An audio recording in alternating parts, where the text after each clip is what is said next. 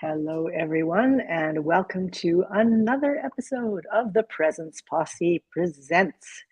And happy 4th of July to all of our American friends and the Posse members who are celebrating and who aren't here today because they're celebrating. And we hope you're all having a great time. Happy 4th of Sorry July, about everybody. that. I have Jan Hart with me, and I'm Miriam Siegel, and we are the Posse today. We may be joined by one of the others. It just depends whether he's off watching fireworks or eating barbecued whatever, or being lassoed off to play games with the kids. We thought, Jan and I, who are the European delegation of the Presence Posse, that we would talk about presence and resistance. We have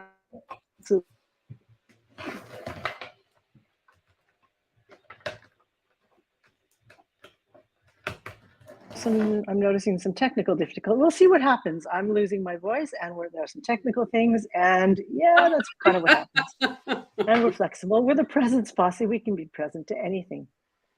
I was looking at presence and resistance, and especially resistance, and I noticed how to present resistance.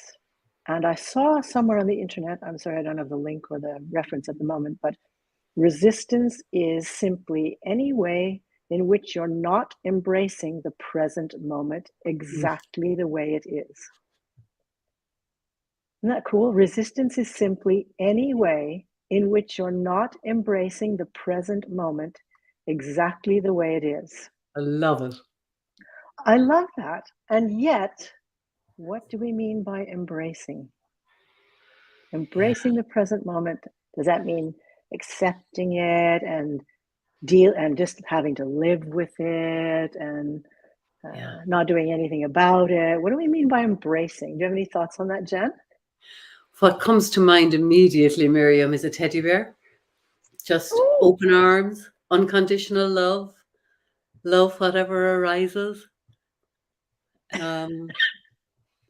That's the imagery, but yeah, it's just an allowing. And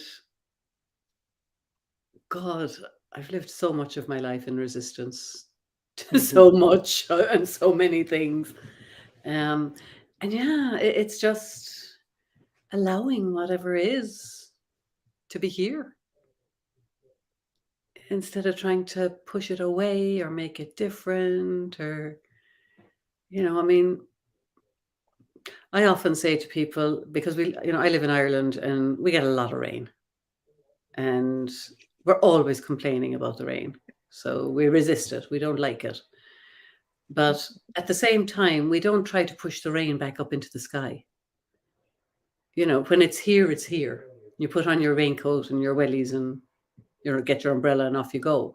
You're grumbling all the way, maybe in resistance a little bit, but you just allow it and get on with it because that's just the way it is. You don't have to always have sunshine, even though that might be our preference. And I think it's wonderful that we all have preferences and we all, lean into so many different things, and that creates wonderful diversity. But it's okay when life is showing us experiences that aren't our preference necessarily. And it's just allowing space for that is what I would see as embracing. Yeah, because you don't have to like it. No. We're not asking, being present doesn't mean always being happy, never being angry, or not having any sort of strong emotions. A lot of people sort of misunderstand that whole idea of presence. It also doesn't mean sitting, meditating quietly all the time and life just goes by and somebody brings you food or whatever. Yeah. No. You're on some sort of retreat and nothing happens because everybody's in the Zen moment or whatever. It's not, I'm not criticizing that. It's nothing to do with, it's not a critique of anything. It's just whatever is in that moment is in that moment. And that's what your life is in that moment. And it's not the former moment and it's not the next moment. It's that moment. Yeah. And I think resistance, people will often think that pain is because of what's happening in the moment Mm. and misunderstand that the pain will often come from your resistance to what is happening in the moment, what Mhm. you're telling yourself about what's happening in the moment, Absolutely. Yeah. wishing that it were different or denying or anything like that. Yeah. Yeah. And the resistance can be an excellent guide showing us when we're not present. Absolutely. Absolutely. And I think all of that is particularly relevant with strong emotion. Um, I was having a conversation with somebody the other day, and they were upset because they felt they had hurt and upset somebody else. And I get that. None of us like to feel that we have done that.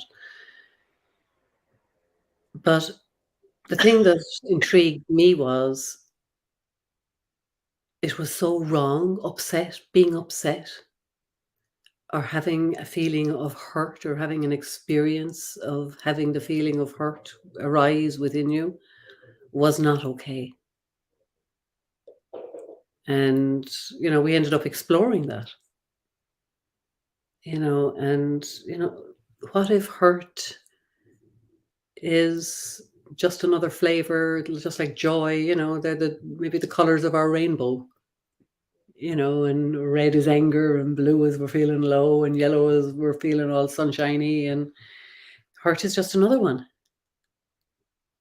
We're human. If we're having any feeling, we're having a human experience. And all human experience is okay. We're designed to hold space for it all. And I find it fascinating. People don't want anyone to be angry. But there's wisdom in anger. There's energy in anger. There's movement and aliveness in anger. It's just what you do with it. And if you're present to it, any strong emotion, it's going to take you in one direction. Whereas if you're in resistance to it, you're going to go in a very different direction. And the feeling of resistance in our body is pointing directly to our state of being. Because, I've talked in the past about our true nature, and, our true nature being love and compassion and joy and resilience and creativity and all those beautiful things. And when we're not in resistance, those are the deeper feelings that start to arise in us. But when we're feeling resistance, it's telling us that we're taking ourselves away from that. Whereas presence allows us to take ourselves back towards it and back into love and joy and compassion.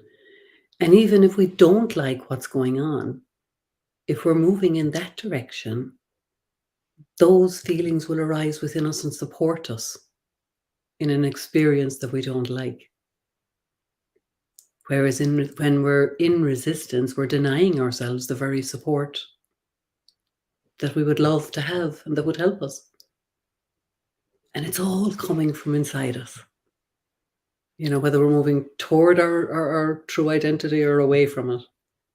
But we all have this really deep well of resources and resourcefulness within us. And when we're present, we can tap into it and access it. And every human being on this earth has the same access to the same resources. It's an equal playing field. But it's just how we use our mind and how present we are or not. And a few very small variables determine whether we get access to those and how much we tap into them or not. And resistance is wonderful in that respect because it's full of information. Like a speedometer in a car will tell us we're going too fast. This is telling us we're moving away from everything that will help us and support us and guide us. And when we're present, we can hear it. It's a beautiful gift. That was very, very eloquently put and very melodic to listen to. Thank you. um, It feels good. I, Feels true. yeah, Yeah. yes, yes. And it is an amazing gift. I mean, and it's funny how just the idea of I shouldn't be feeling this way or you shouldn't be feeling this way is sort of, it's almost like denying our humanness. Yeah. It's, and even uh, there are cultures where women especially, but men as well, but women especially, are brought up to not show joy or desire or any sort of even positive emotions are not acceptable. And we don't think like that very often, sort of generally speaking, at least in the cultures I hang around with generally. It's No. more so-called negative emotions that we shouldn't have. We shouldn't be Yeah. angry, or we shouldn't be sad or whatever. We should just be happy all the time. Yeah. And it becomes a bit confusing when we start thinking that some cultures actually condemn joy, Yeah. for Yeah. example, because we think often in respect of what we condemn, which is anger, Yeah. for example, or rage or outrage. But as you say, this sort of, you didn't use these words, but this sort of denying the actual experience of the moment and what is the moment denies us a very important experience, wisdom, growth, Yeah. Yeah. and joy that is under it. The allowing of strong emotions, whatever they are, because joy can be quite strong and anger can be quite strong. Allowing them makes them, in a way, well, they're not threatening anymore. No.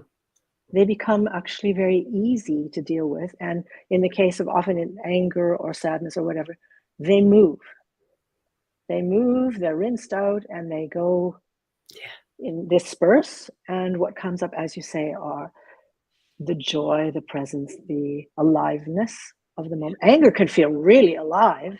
Why would we want to deny that? Destructive anger is something other than Yes, that's constructive not. anger. Yeah. Yeah. Yeah. So not all anger is in the same thing, but even, I mean, destructive anger can be channeled into something. I don't have to hit a person. I can hit a pillow, Yeah. so that it's moving. I don't have to swallow it and then have it eat me from the Yeah. inside and deny that it's there and pretend like everything's okay. Yeah. That's not what we mean by,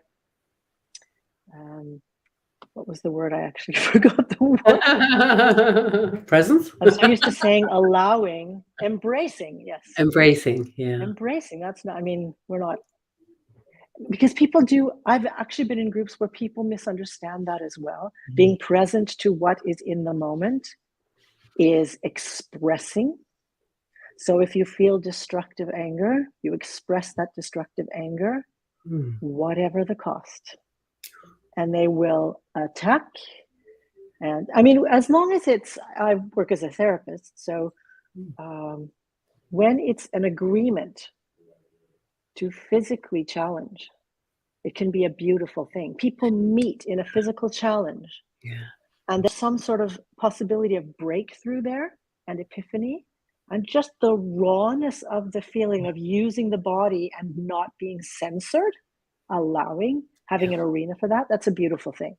With agreement. With agreement, and that is very important, because in some groups I've been in, there's not an agreement. It's just one person assuming that embracing the moment is whatever, and not taking responsibility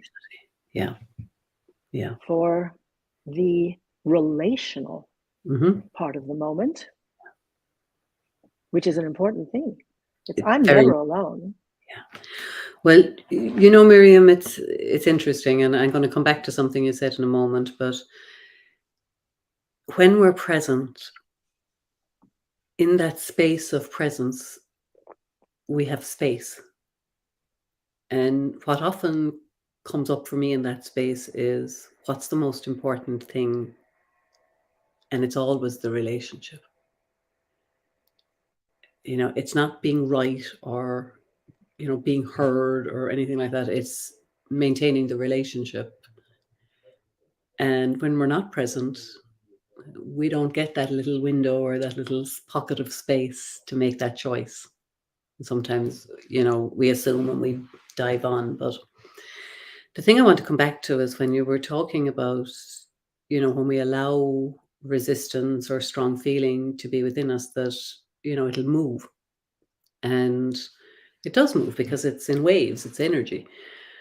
I was listening to Dr. Jill Bolte Taylor. You're familiar with her, The Stroke of Insight? I love her. Yes. Yeah, I love her too. But she was speaking about exactly that. And from a biological perspective, she was saying that if we're present and we allow whatever that feeling is, resistance or anger or whatever else, to be there and just stay in the witness of it rather than a bit taking over our identity and us going off in a story. On a biological level, it takes 90 seconds for it to pass through. It's not a long time.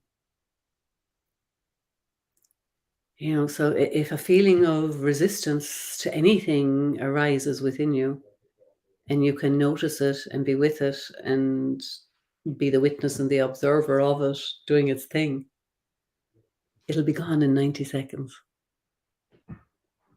But it's this business of, oh no, I feel awful. Why do I feel like this? And what does this mean? And we're And I gone. shouldn't feel this way. And Yeah. And we keep it looped. We keep the energy looping inside us. without realizing, I mean, if we don't know No, if we what don't we're know. doing, we Yeah. keep it going and we don't notice that we're the ones keeping Yeah. it going, and we Yeah. believe our thoughts and we believe our feelings, and we Yeah. just drive the car Yeah. with the brakes on Yeah. and the wheels are spinning, and we don't realize we can just stop all of that. Exactly. That was one of the first things that kind of hit me in the face when I started looking in this direction was, oh my, yeah, like Homer Simpson moment. And it's like, my thoughts are not real. My thoughts are not truth. I can stop this. I can decide, as Jill Bolte Taylor says, I can decide what circuitry to run. Mhm. Or I can say, no, I'm not running that circuitry anymore.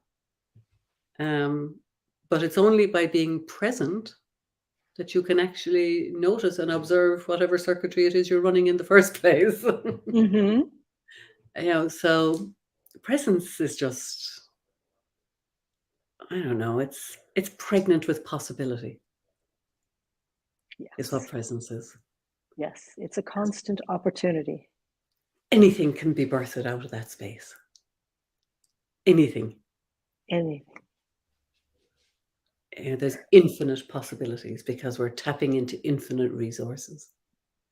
Mhm.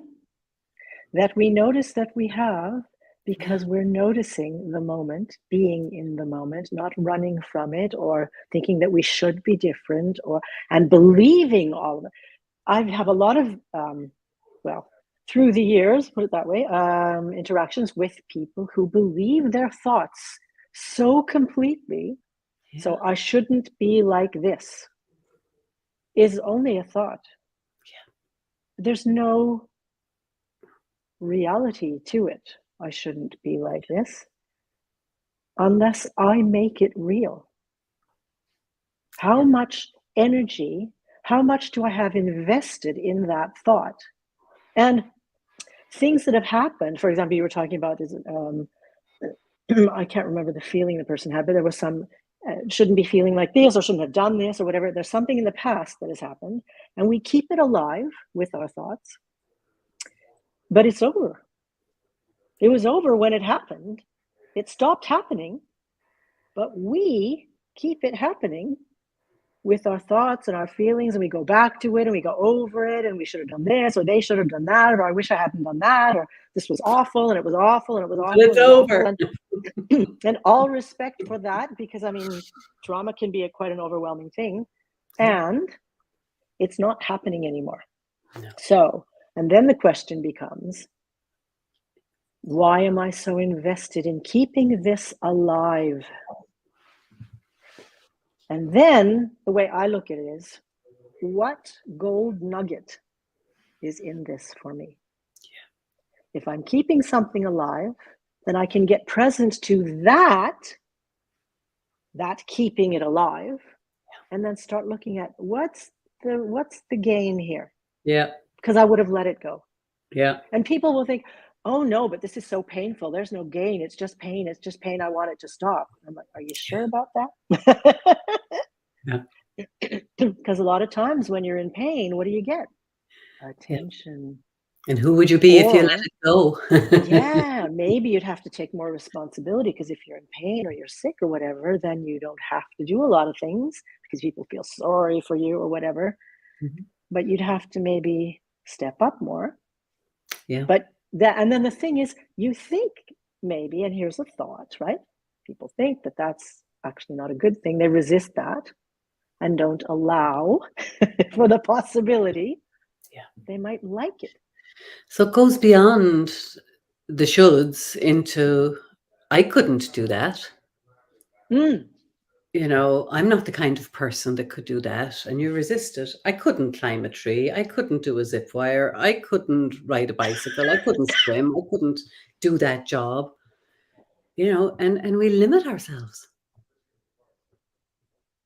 Well, I must admit, I'm not exactly racing off to do bungee jumping anytime soon.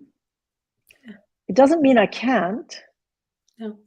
And this is actually an interesting thing. If I take my entire situation into consideration, I don't speak English every day, so now I can't remember how to say that. Into consideration, yeah. Then I'm not an idiot. It's like I won't drink and then get in the car and drive if I'm present to that fact that I have had something to drink and it does affect me somehow, and it might not be the best choice to drive a car then, for example. So for me to rush off and do bungee jumping, with all things considered, it would be cool, but it's not smart, and it's not something I have to do. No. It doesn't make my life better for me. I'm talking about me. Mhm. I don't have any burning desire to bungee jump. Mhm. It doesn't mean that under other circumstances I wouldn't do it. I think if I were like 25, I considered jumping from Yeah. planes when I was that age. So Well, I it's think kind of like we don't have to limit ourselves, as you no. say, but it's our decision. There's a difference between There's a huge taking into difference. consideration and limiting Yes. ourselves because we're afraid or we're living in the future, as Bobby would say, time traveling and thinking we're going to break our neck or whatever. Yeah. Choice and resistance are two different things. And we can choose to do or not to do anything. We don't have to or not have to do anything. But We can even telling choose to make ourselves stupid we decisions. can't, or we should, or we need to, or any of those things put us in the direction of resistance because we have some narrative running about them. But if Mm-hmm. we weigh up all the factors and make a choice, that's a completely different thing. That's a very liberating thing to do, to make your own choices. Mm. But Sorry, go the ahead. come from is important, Miriam. The energy that you make those choices in is important. Yeah. So Well, there's the energy of running away from, which is a resistance, this denial energy, yeah, and the energy of taking it all in, being with it. And from that place, it's kind of like if I'm standing on top of a mountain and I'm looking around and I can see everything around me, I can make a decision as to which way to go, Mhm. where I want to go next, whether I even want to be up there anymore, etc., etc. But if I'm down at the bottom and I've got the mountain straight at me, I don't have the same perspective and I can't make the same decision. No. I can imagine that. And then maybe I tell Mhm. myself, oh, that climb, that looks pretty bad. And I could follow and I get to the top and then I'd break something, and then it'd be hard to get down, and then I'd have to get a helicopter in with the rescue people and build a whole story around it that hasn't even happened. Yeah. But up there, from the perspective as here's where I am, and I look around and see what is, then I see where I can go. Or Yeah. if I don't see where I can go, at least I can try. Again, that rich with, what did you say, pregnant with possibility? Yeah. There's anything's possible then. So make a choice, even though I don't know. It doesn't have to be a right choice. I may not know what the right choice is. Yeah. There's great examples out in the world of that, Miriam. You know, when we look at, I mean, the Ukraine, look at what's going on in the Ukraine. And the rest of the world is looking on and going, oh my God, how awful. And I can't imagine what it must be like. The people that are there are getting on with doing what they need to do. They're in it. They're present to it. They're making their choices. They're either leaving or they're staying. And well, some of them don't have a choice whether to leave or stay, but they're not as caught up in their heads about, oh my God, isn't it this and isn't it that? They're just out there in it. And that's the difference. You know, we can live our life in our head, creating all these scenarios that we like and don't like, and that we're open to and that we're resistant to, and it's very limiting. Or we can live in life. And I think that's the real gift of presence, is that we get to live in life as it unfolds, moment to moment. When we are present, and I'm not saying that I'm present all the time, I'm absolutely not. You know, and speaking of mountains, you know, if you're sitting on the top of the mountain, it's easy to be present, you know, but when you start to come down the mountain and you meet all the other people that are on the way up, you know, it gets a little more real. You got to interact with the world and that. So, you know, I don't want to give the impression that, you know, I'm going around all day present to every moment in my life. You know, absolutely not. That's not the case. But I do have a practice of being present, and I have an orientation towards it. And it's something I lean into and, you know, try to embody as much as I can during my day. And I think just being aware of it, and just even having a little practice to build the muscle and see the fruits that it bears, because presence is alive. You know, people think it's this, like you were saying at the beginning, a lot of people think it's passive, you know, that it's just a nothingness. And it is a nothingness in one sense, but it's full and alive and energetic and moving. And, you know, it's a wonderful thing to be able to feel that energy moving around in your system, around your system, connecting with other energy. It's just amazing. It's wonderful. Wonderful. And I recall when I was younger, or I can't remember if I was in high school or beginning university, we read, I think it was The Prime of Miss Jean Brodie. Oh, wow. And there was there was a character in there, and I'm hoping I'm recalling correctly, but there was a character in there. I think there was a fire at the school or something. Okay. And this young girl had been told the whole time that she was a fool, something in that general direction, so that when the fire broke out, it was like she ran willy-nilly and never found her way out. And that just came up while I was listening to you talk, this idea of being present and resistance. Being told who you are by outside circumstances can really influence the way, or if I'll use myself as an example, if I'm told who I am over a long period of time by people I trust, for example, that can color the way I see myself and how I am in the world. So it was actually presented in the book quite well, because it kind of opened for the opportunity that you understood that because this poor girl had been told that she was a fool, that's why she didn't make her way out. That's how she ended up being sort of running all over the place. Yeah. And the beautiful thing about getting present is that for all the times, for example, as a psychotherapist, when I ask people what they feel and what they notice, and they say, I don't know. Yeah. This getting present. I love to answer yet. Yeah. Right now, you may not know. If you get silent and still, what do you notice? And it allows us, I'm sorry, to notice these pre-programmed ideas of ourselves.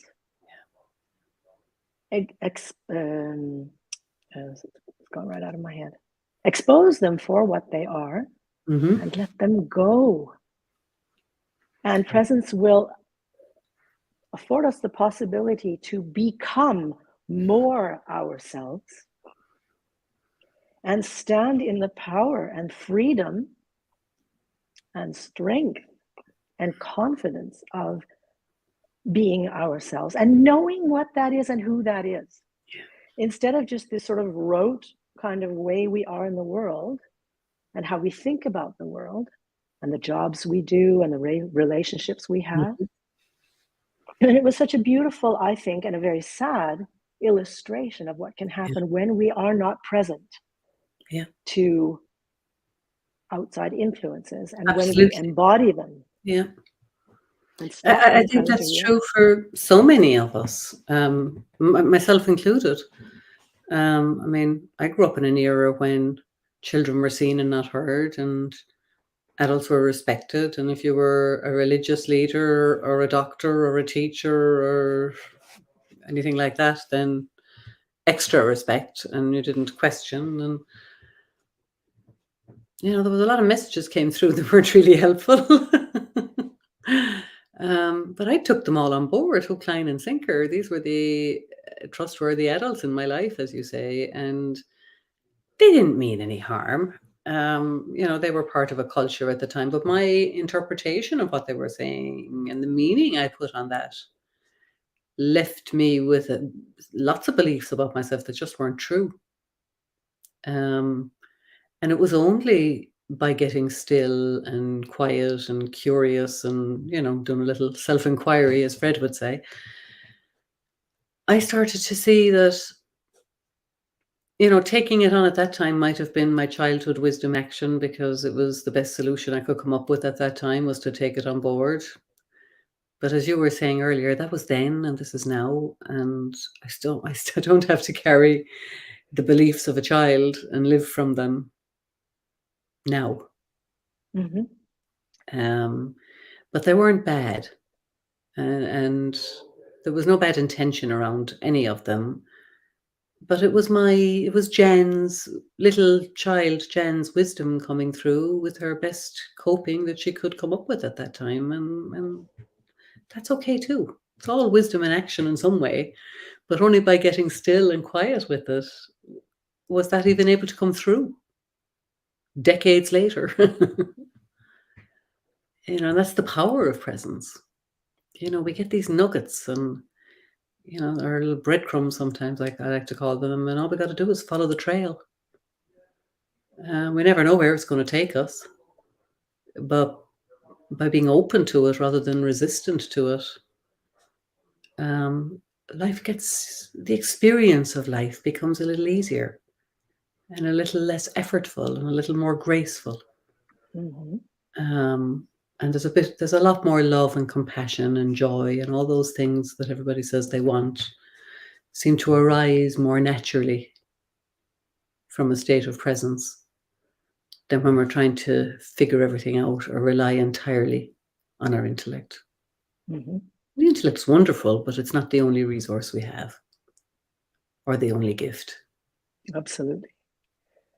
Yeah. And it's useful, Yeah. used in a way that supports us. As I hear you speak about you're having made the best choices you could make as young Jan Yeah. with what you're given, that is a supportive way of using an intellect. It's okay, this perspective is I did the best I can.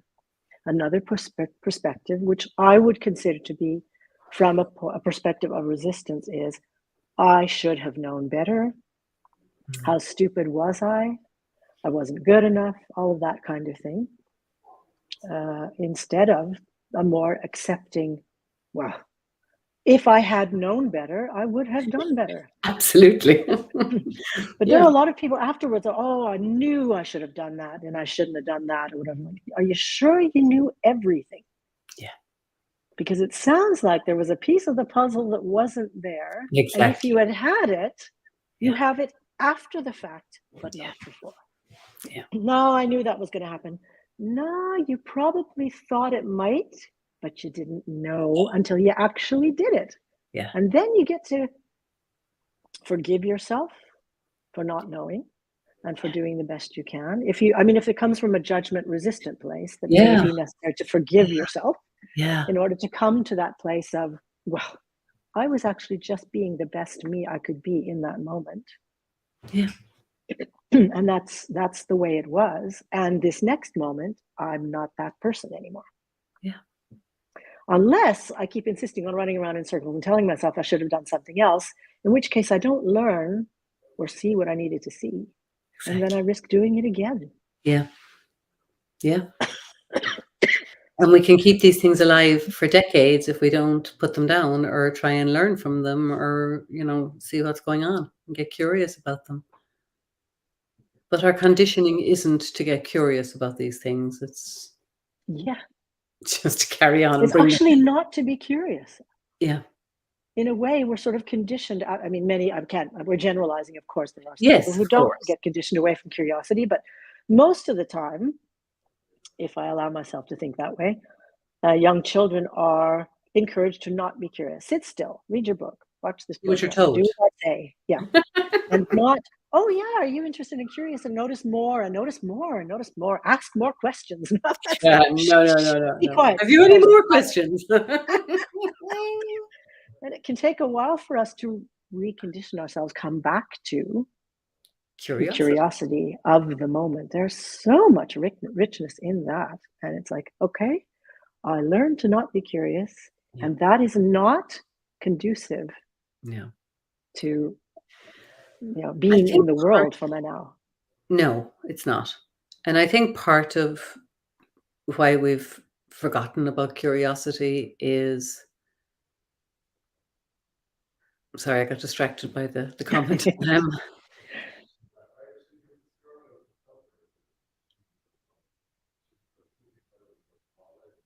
Oh, yes. Sorry, I lost my train of thought there for a moment.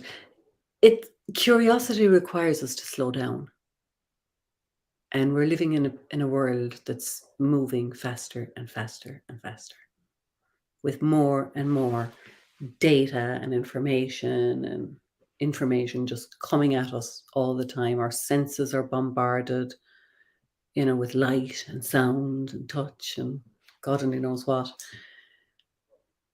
And there's FOMO. People are moving too fast. They're afraid to slow down and get curious in case they'll miss out. Hmm.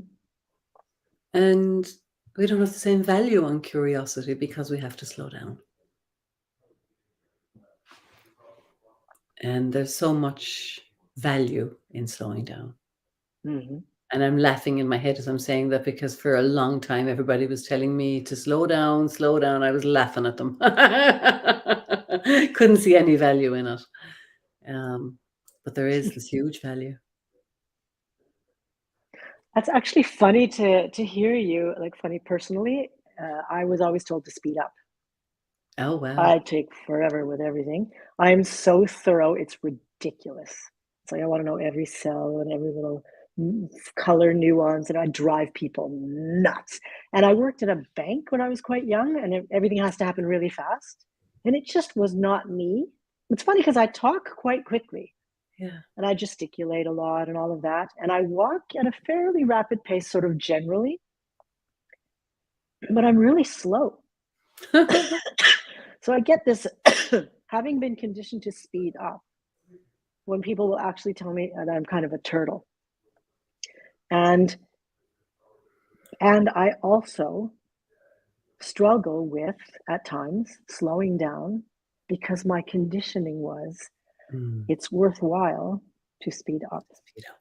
Yeah. Me too. It's worthwhile to speed up. You're in the society and you're in the good group and you get the job done and maybe you make more money or people like you more if you're fast. Yeah. You're accepted more if you're fast. And then I kind of went, accepted by whom? And this is where the sort of presence idea goes. It is like, okay, let's just stop all of that extra chatter. Mhm. Those are all just thoughts, and I choose to believe them or not. And if I choose to just allow them to be thoughts, but not attach myself to them anyhow, what is actually going on and what is my nature? What is my true nature? What feels real and comfortable and true for me? And it Mm. was not being fast. I was exhausting myself, Yeah. absolutely exhausting myself. And then I discovered that I'm actually really slow and really quiet. But most people don't see that immediately Yeah. because I've become quite accustomed to Mm. ah, Yeah. Yeah. full speed. Mm, No, I get it. I mean, I'm at my happiest, I've come to learn when I'm moving really slow and deliberately and I'm more present. And when I think back to when I was a very young child, I was a quiet, slow child, happy on my own and doing my own thing. But I learned very quickly to move fast. And, in my career, I wore as a badge of honor the feedback that nobody could get more done in a day than I could. Constantly got that feedback, and I loved it. Nobody can get more done in a day than I can. I was a busy fool, and it wasn't for me. If I had been present, it was all, to be a people pleaser and make sure that other people were happy with me, to a point where I didn't even know who I was after a while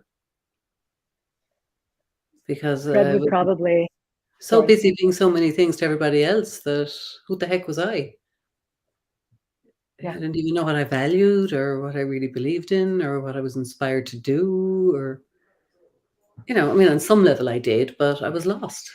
Mm. The And thank God. resistance to the true self, Yeah. the sort of Yeah. resistance to being me, because there's an underlying assumption or judgment or, um, yeah, assumption's probably a good word, that Yeah. something about me isn't good enough Yeah. or isn't right in the world. Yeah. And so I have to do something else. And note the I have to do something else because if I just Mhm. am, I'm not doing. No. I mean, I can be running a race.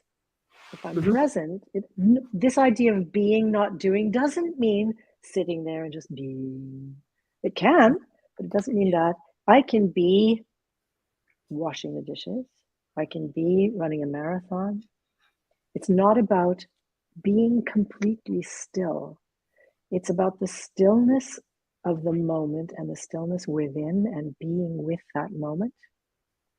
Running a marathon and taking in every moment and all the sensory and tactile Yeah. experience of it.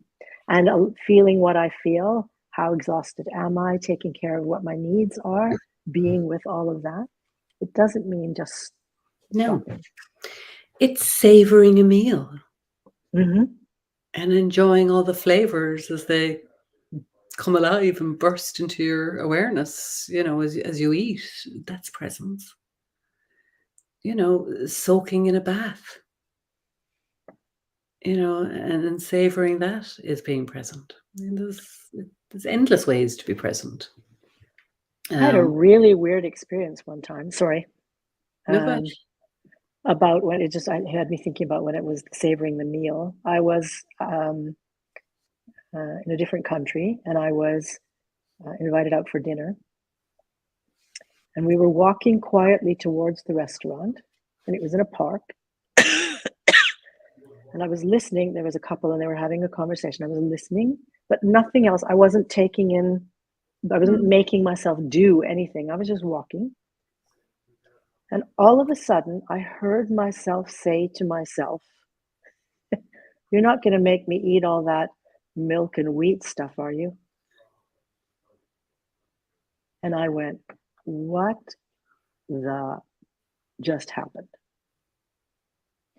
And I realized that just being quiet and knowing that I'm on my way to a meal at a restaurant where someone has invited me.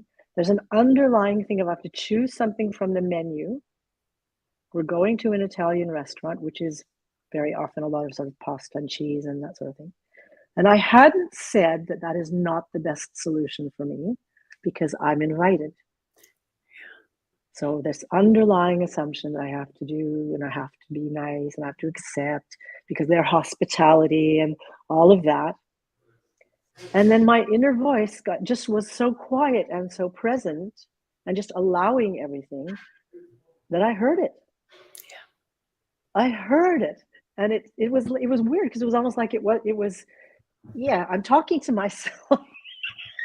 Yeah, literally. I stopped, but I was still moving. But I mean, it stopped and actually heard myself say, "You're going to do that to me, are you?" I mean, I'm not going to do that to myself.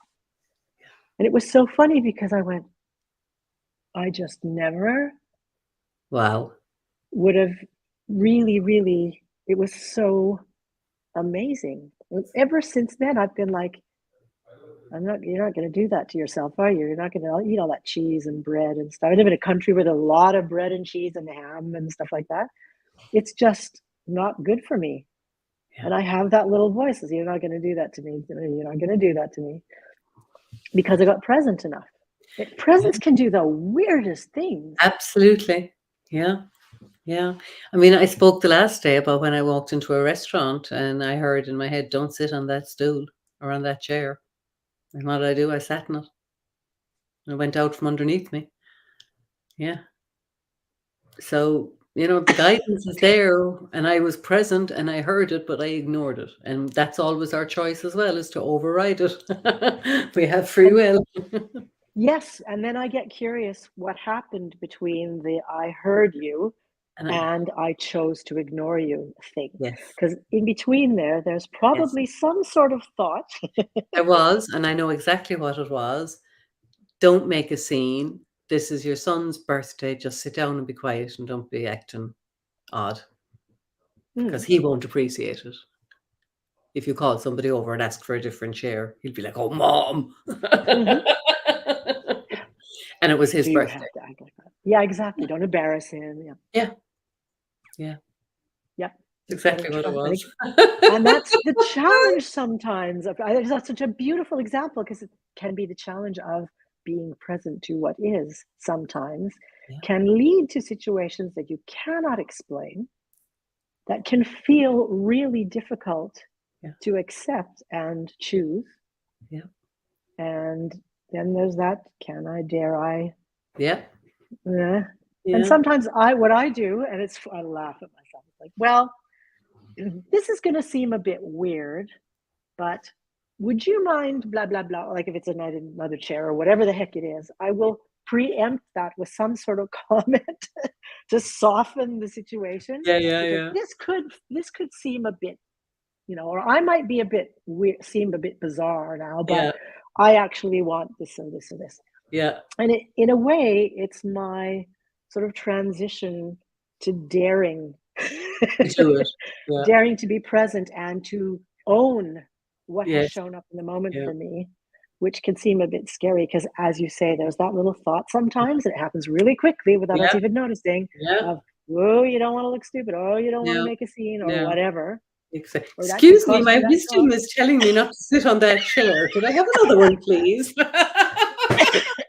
You get some funny looks then. Must be my relationship.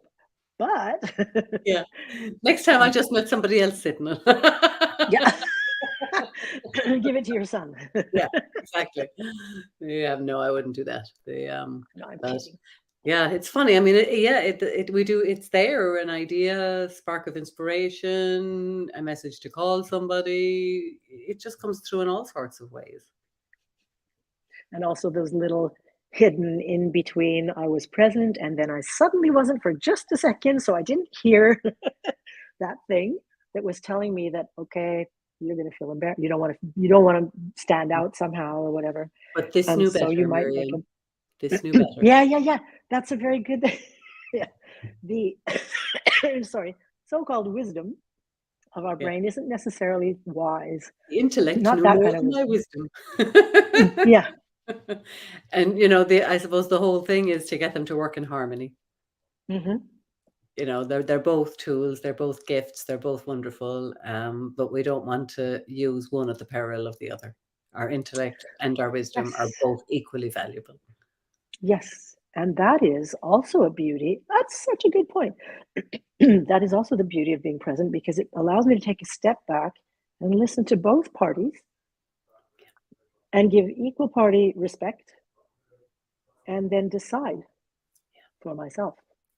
Yes. Not based on what I've been told since I was two and not realizing that it actually came from someone else.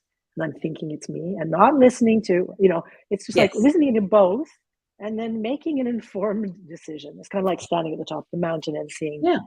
the Yeah. perspective.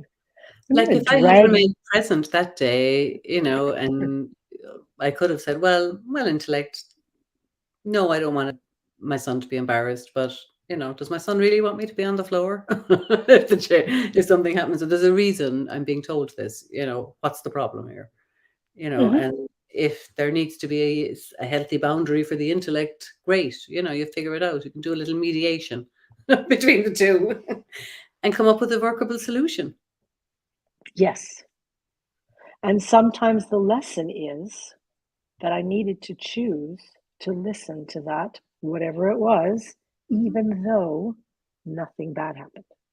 It Exactly. doesn't necessarily mean the chair was going to go to pieces. You couldn't have known that No, 100%. no. You had an impression, and there's that choice to act Yeah. on that or not. And sometimes the lesson is in the acting. I choose myself, I choose this, and I choose to trust that I can handle the consequences of Yeah. whatever comes up. For example, that people make fun of me or Yeah. Yeah. whatever. I'll be okay, So, whatever it is. Yeah. and not choosing or resisting whatever is coming is also resisting strengthening that muscle of standing up for myself and staying with myself in the face of adversity, because that's a muscle that needs to be trained, or in the Mhm. face of possible adversity, right? I make the choice, I take a chance, and then I see what happens and I can handle it. Or I learn something so that I can handle it better another time. Yeah. Because it's Yeah. all about, the growing in the moment as well. Yeah. Moments are not still and static. Yeah. I remember the very first time as an adult that I heard one of these messages coming through, and my one of my sons was in secondary school, so he was about 14 or 15, and he had gotten the bus to school, and I was driving to work, and as I was driving past the area where the school was, I got a message came through, and it said, "He's not in there." I thought, "That didn't come from here. That came from somewhere different. What the heck is going on here?" But I decided just to be out of curiosity and nothing else to just go see. Was there any merit to it? And he wasn't in there. So then I went off looking for him and found him and brought him back there. But I remember just the experience of hearing that little voice, and it's not coming from your head or from your brain or from knowledge. It's a different. It's got a different flavor, a different feeling. It's quieter. But it's clear as a bell. And I just remember, really, what's that like? So, but just again, curiosity and just kind of going, we'll just go and see. I'm either losing my marbles here now or there's something going on. And there was something going on. But when you even allow that to come into your awareness and into your being, and then to, take the action of following it to see where it takes you.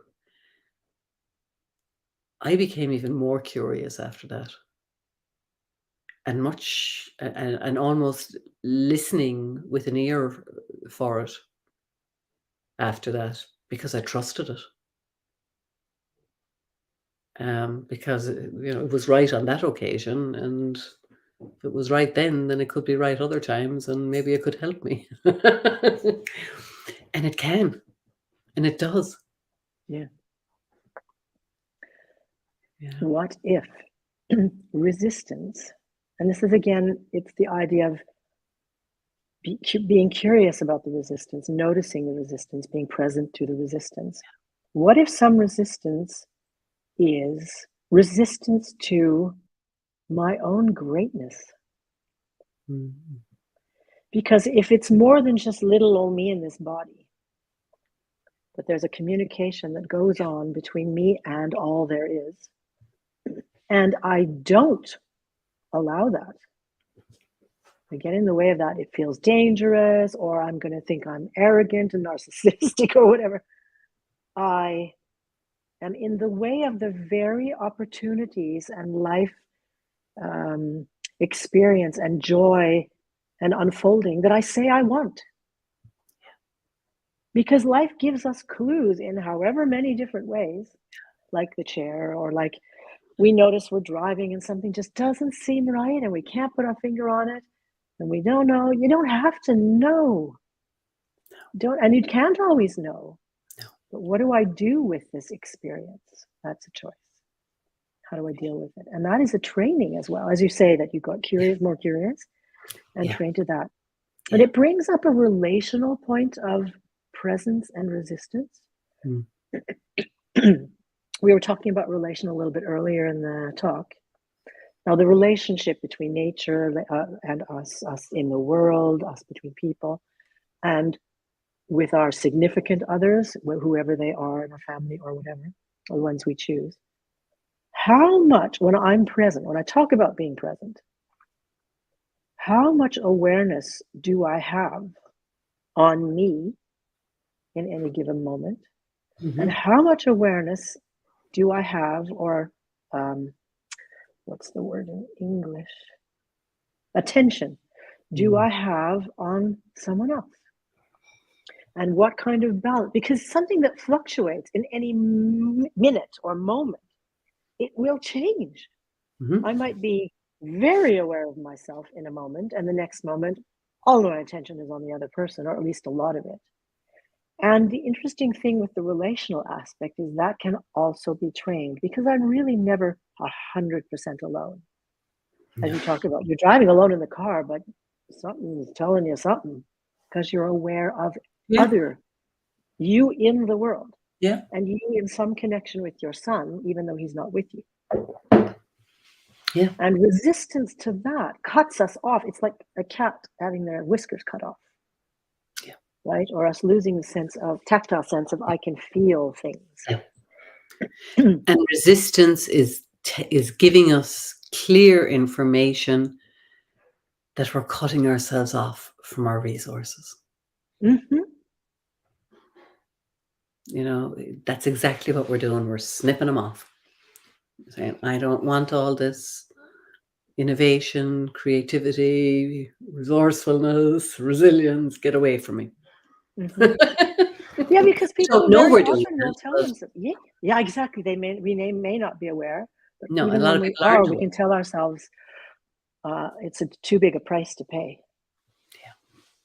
Well, the other thing that comes into the equation, Miriam, is this whole thing of familiarity. Mm-hmm. When we say we're afraid of our greatness, we're inspired to do things, but we have to get out of what we know and get into unknown territory and go on an adventure. And even if we don't like where we are, it's very familiar. And people don't like the unfamiliar because it's too uncomfortable. Mm-hmm. And we get caught in how we feel as we have to go through the journey to get to what we want, rather than keeping focused on where we're going and our greatness and, where the end result, I guess, or what it is we're inspired to do in the world. I heard somebody say once that people will give up all the things that haven't worked for them, but it's very hard for anybody to give up what they think has worked for them all along. And no matter where people are in life, us included, we're here because of our understanding of life and the choices we've made as a result of that, doing the best we can along the way. And that's fine, and it's all wonderful. But if we want to move on to new and different things and bring new things into our lives and create new things in our experience and in our world, we have to move into the unfamiliar and into the unknown. And we keep running back, and maybe it's fear as well as resistance, but we're keeping ourselves away from our greatness in all those respects. I just want to throw in again, and I like this reminding people of this aspect. It's training. It's possible to train this up, because just like with a computer, I mean, our brains function in a certain way, and when we're used to doing a certain thing a certain way, it's easy to fall back into that. And even when we say we want to change and we want something else, we want a different experience, if we don't know where we're going with that, we will very often end up where we always end up, where it's familiar, because we know what that's like, even though it's painful. And many people don't understand when I say this. They don't understand what I mean. I say, no. I want a better life. It's like, define a better life, describe a better life. And they don't have a clear idea or feeling about what that is. Not really. Yeah. But they can certainly tell you what they're used to. Yeah. And you don't need to know exactly what it is, but a sense of direction is helpful. Yes, and the idea of getting present is stopping up and noticing. It's okay, I'm just about to go in the direction I Don't usually want go. Now I have to make a decision. Am I willing to take that chance? Because the decision is taking me to that way. I don't know how that's going to end. And am I going to dare to do that? And that can take some practice. Risk taking. Some people think risk taking, oh yeah, some people are really lucky and they take risks and they make lots of money and they're successful and they find the perfect wife or whatever. And a lot of people actually practice risk taking.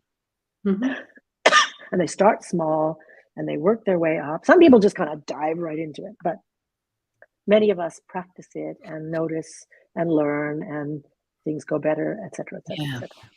Yeah. We have been talking for an hour. Have we really? Oh my goodness. We really have. We weren't wow. so sure. I wasn't so sure I was going to have a voice left, but we, There you go. that. Oh, it was a fast hour. Yeah. Is there anything you'd like to say about the topic, or something you have on the back burner you want to offer people? Or something like that? I mean, I think in terms of resistance and presence, I just invite people to just start noticing when there's resistance in your body and get curious about what's going on. All you got to do is get still and get quiet and tune in. And something will come through, and it's a wonderful practice. Yeah. Thank you. Come back and tell us what you found. Yeah, that would be really cool. Come back and tell us what you found. We want to know. Maybe we'll do a talk on it. There we go. Yeah. And that's the beauty, actually. I'm really glad you said that, because we learn from each other. We really do. So thank you, Rosalie. That was very nice of you. Thank you, Rosalie. I missed the comment Rosalie put up earlier. Yeah. We can, the nice thing about this, we can go into Facebook, into our free Facebook group, which is called the Presence Posse, for those of you who might not know. You are welcome to watch this on replay and watch it as many times as you like. You're also welcome to comment and ask questions after the talk, even though we're done. You're certainly welcome to comment and ask questions. And as Jan mentioned, report back. Let us know what happens if you tried out some of the things and if they worked and what didn't work. And you, of course, welcome to contact us if you'd like to work with us or try us out. We are more than welcome to, or we are more than happy to give you a hand if you like. Yeah. I was just going to mention this idea of the default response that we talked about, the sort of, we will often go to what we know, even though we say we want something else. And it just kind of ends up that way because we don't really know where we're going, and it's kind of can be quite a challenge. And it might not feel so safe to choose something new without experience. One of the ways I work with people is through simulation. So they say they want something. We get clear on what that is, and then we simulate them having done it, going through the whole thing and having done it. And what that does is it gets the process started to actually go out and do it in the real world. There's the simulation chamber, and then there's the real world. So if you feel like you're in a situation where you really want to make some changes, and you notice you're not doing that, and you'd like a hand and want to test this thing out, give me a call or send me a message. There's my email address, and we'll see what we can do. I'd be happy to hear from you.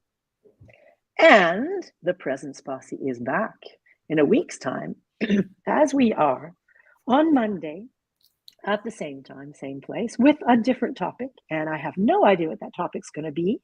So join our Facebook group, The Presence Posse, and you'll find out because we'll post it in there. And we look forward to seeing you and hearing from you next week. Take good care, everybody. And again, for you Americans, happy 4th of July. Happy 4th of July, everybody. And thank you, Miriam. Thanks, everybody. Thank you, Jan. Bye.